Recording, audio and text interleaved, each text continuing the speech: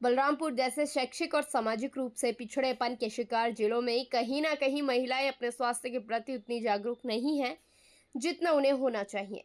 इस जागरूकता को महिलाओं और किशोरियों में पैदा करने के लिए सरकार और स्वास्थ्य महकमे द्वारा समय समय पर कार्यक्रमों को संचालित किया जाता है। इसी कड़ी में आज बलरामपुर मुख्यालय पर स्थित गर्ल्स इंटर कॉलेज में समाज सेवी संस्था द्वारा महिलाओं को महामारी से संबंधित दिक्कतों और परेशानियों के साथ साथ बीमारियों और उनके बचाव से अवगत कराया गया। गर्ल्स इंटर कॉलेज में सैनिटरी नैपकिन्स का वितरण किया गया और इसके इंसुलेटर मशीन को भी गर्ल्स इंटर कॉलेज में लगवाया गया। भारतीय मूल की अमेरिकी मीनल बहल से महिलाओं और किशोरियों के स्वास्थ्य के लिए केंद्रित एक संस्था फैन फोल संगीनी की दोस्त नाम की संस्था की शुरुआत की, जो भारत और अमेरिका में महिलाओं को महामारी और उसके दौरान होने वाली बीमारियों के बारे में शिक्षित करने का काम करती है। साथ ही साथ वो महिलाओं को किशोरियों को सैनिटरी पैड और उनके रहने वाली जगहों पर इंसुलेटर मशीनों का इंस्टॉल करवाने का काम करती है। आज इसी संस्था और इसके संस्थापक मीनन बहल के द्वारा और विधान परिषद सदस्य साकेत मिश्रा के तत्वाधान में जिला मुख्यालय पर स्थित गर्ल्स इंटर कॉलेज में सैकड़ों छात्राओं किशोरियों को महामारी और उससे जनित बीमारियों के बारे में सचेत किया गया। संस्था के सदस्यों के द्वारा सैकड़ों छात्राओं को सैनिटरी नैपकिन पैड के पैकेटों का वितरण किया गया। इसके साथ ही गर्ल्स इंटर कॉलेज परिसर में एक इंसुलेटर मशीन को भी लगवाया गया, जहां पर छात्राएं अपने सैनिटरी पैड को डिस्पोज कर सकती हैं। संस्था की संस्थापक मीनल बहल द्वारा छात्रों को वीडियो मैसेज के माध्यम से संबोधित भी किया गया। संबोधन के दौरान उन्होंने छात्राओं से महामारी और इससे जनित रोगों के बारे में अपेक्षाकृत रूप से अधिक सजग रहने की अपील की। उन्होंने छात्रों से अपील करते हुए कहा कि यदि आप महामारी के दिनों में तो आपको हर 6 घंटे में अपना सैनिटरी नैपकिन पैड को चेंज करना चाहिए, जिससे शरीर से निकलने वाले गंदे खून का कोई दुष्प्रभाव अनचाही जगह पर न पड़ सके। उन्होंने ये भी अपील की कि सैनिटरी पैड का उपयोग महामारी के दौरान जरूर किया जाए। इसकी जगह पर जो किशोर या महिलाएं साधारण कपड़े का उपयोग करती हैं, वो न केवल नुकसानदायक है बल्कि उनमें बैक्टीरिया इत्यादि भी पड़े रहते हैं, जिस कारण से आने वाले दिनों में समस्या उत्पन्न हो सकती है। उन्होंने कहा कि तमाम महिलाओं और किशोरियों में ये समस्या होती है कि उन्हें वेजाइनल डिजीज हो जाती है, लेकिन जानकारी के अभाव में वो इन खतरों को पहचान नहीं पाती। अंत में उन्हें बड़ी परेशानियों का सामना करना पड़ता है।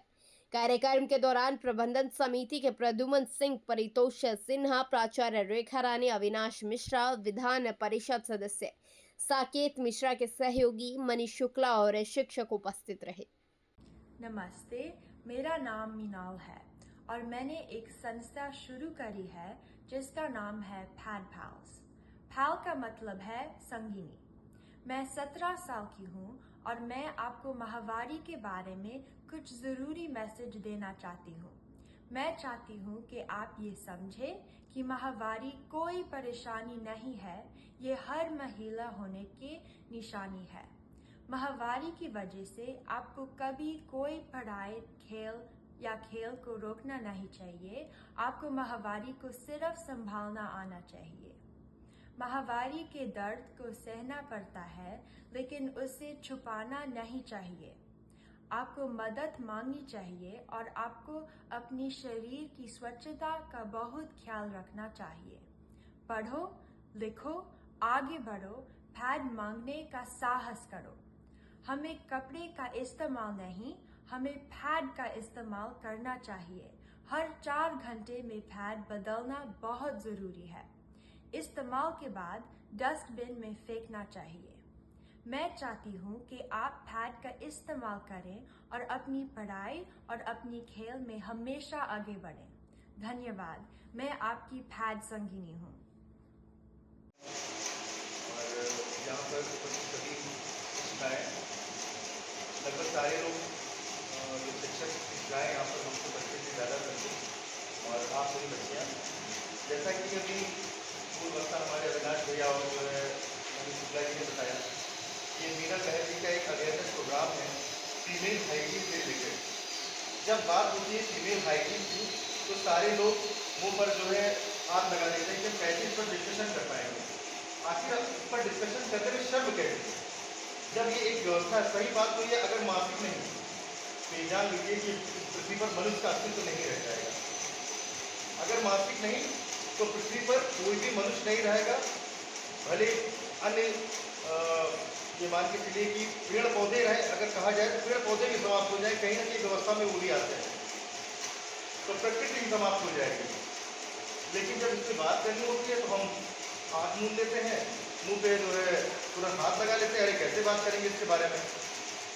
हमें अपने परिवार की बहन बेटियों की चिंता होनी ही चाहिए, क्योंकि ये एक कुदरती व्यवस्था है, उनकी एक फिजियोलॉजिकल। आज दुर्भाग्य है कि हम अपने बीच में कुछ आगे गुप्ता जी को नहीं पा रहे हैं। विशेष कारणों से आज जाना पड़ा, मैं तो आज विद्यालय में यहाँ होते और बहुत ही अच्छे वक्ता हैं, बहुत ही लर्निड आदमी हैं, ex-IPS हैं। तो जब वो बोलते हैं बहुत अच्छा, मैंने उनको कई बार सुना। मुझे उम्मीद थी कि आज वो यहाँ होते तो आपको भी बहुत अच्छी बातें बताते। वो राजनीति में जरूर है, लेकिन वो राजनीति से बहुत हट के बातें करते। अगर वो नहीं है, लेकिन मैं मनीष जी जो उनके प्रतिनिधि हैं उनसे अनुरोध करूँगा कि एक बार वो जरूर विद्यालय में उनको ले जाएं, जिससे हमारी छात्राएं यहाँ पे जरूर।